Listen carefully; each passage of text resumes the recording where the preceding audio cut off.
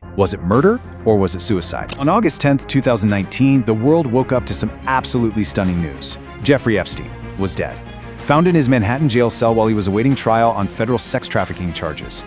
And the question that just exploded in that moment, well, it's the same one we're still asking today. Was it murder or was it suicide? To even begin to understand the massive controversy surrounding his death, you first have to understand the man himself.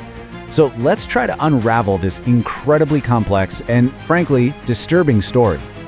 All right, so here's our roadmap. We're going to walk through the official story of his death, trace his totally improbable rise to power, map out the vast fortune he built, detail the horrific crimes he was charged with, look at the plea deal that just shocked the nation, and then end with the big questions that are still hanging in the air. Okay, let's start where the story ends, inside that federal jail cell. What did the official investigation actually conclude?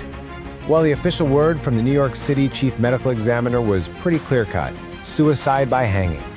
The autopsy was done the very next day, and it found no drugs in his system, no signs of a struggle. Now, this became the official narrative, but believe me, it was far from the final word on the matter. So take a look at this. This is the layout of the special housing unit where Epstein died. He was in a high-security area, supposedly under really close watch, which, only fueled the public's disbelief. People were asking, how could this possibly happen in one of the most secure federal facilities in the entire country? And that disbelief? It got a huge dose of credibility from a very powerful voice. Dr. Michael Baden, a famous pathologist hired by Epstein's own brother, he observed the autopsy and came to a pretty shocking conclusion. He pointed to specific fractures in Epstein's neck that he said were way more common in murder by strangulation than in a suicide. And that one claim, just poured gasoline on a raging fire of conspiracy theories. So to really get how one man's death could cause such an uproar, we have to go back and look at his life. Because his rise to the top was every bit as mysterious as his fall was spectacular. Just look at this timeline for a second. It's almost unbelievable. In 1974, Epstein is a math teacher at a prestigious school, but he doesn't even have a college degree. 2 years later, he gets fired, and then immediately gets a job on Wall Street at Bear Stearns. A decade after that, he's running his own firm. I mean, how does that even happen? It was this meteoric rise that just left everyone scratching their heads. And we're not talking about just any firm. J. Epstein & Company was built on this whole aura of extreme, intense exclusivity. Epstein claimed he would only take on clients who were already billionaires. So right from the start, he's creating this super secretive and incredibly powerful network. And all that secretive work for the world's richest people, it allowed him to build a staggering fortune of his own, which he then used to fund a lifestyle of just unimaginable luxury. So where did all this money come from?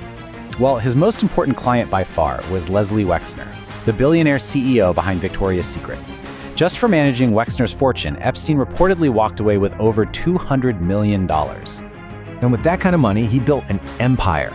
We're talking a massive mansion on New York's Upper East Side, a lavish home in Palm Beach, a gigantic ranch out in New Mexico, and not one, but 2 private islands in the U.S. Virgin Islands. Throw in a private jet, and you start to get a picture of a man who was operating on a completely different level, far beyond the reach of any normal kind of scrutiny.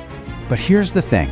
This incredibly glamorous lifestyle was built on top of a horrifying secret, a criminal enterprise that preyed on the most vulnerable among us.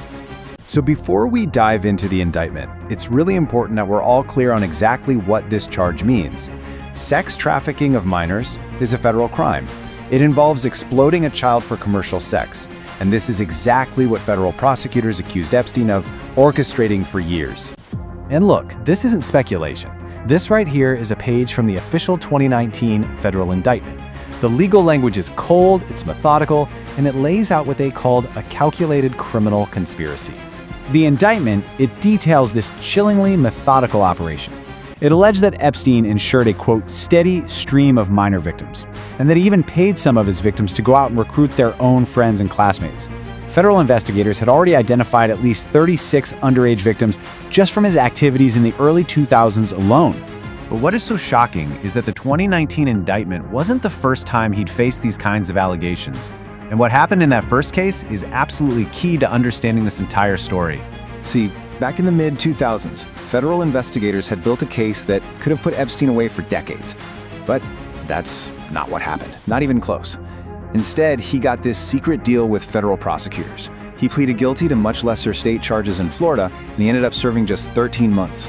The deal even gave total immunity to his alleged co-conspirators. And that sentence? It was barely a sentence at all. Through this work release program, he was allowed to leave the county jail for up to 12 hours a day, 6 days a week, so he could go to his office. It was an arrangement so ridiculously lenient, it became infamous as the sweetheart deal, and it sparked an outrage that would just simmer for more than a decade.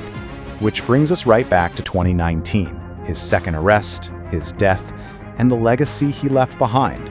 A legacy of pain, of controversy, and of these profound unanswered questions. When you look at the arc of justice here, it's fractured. The 2008 deal was justice delayed. The 2019 arrest, that promised a real reckoning, but his death meant it never came for him. And while his associate Ghislaine Maxwell was eventually convicted, which was significant, Epstein himself never had to face a jury for these federal crimes. And that leaves us with the final haunting question. Jeffrey Epstein did not operate in a vacuum. His wealth and his power were built inside a network of very powerful people. So with him gone and the criminal case against him closed forever, will the world ever truly know the full scope of his crimes? And will that powerful network that enabled him ever face a full accounting?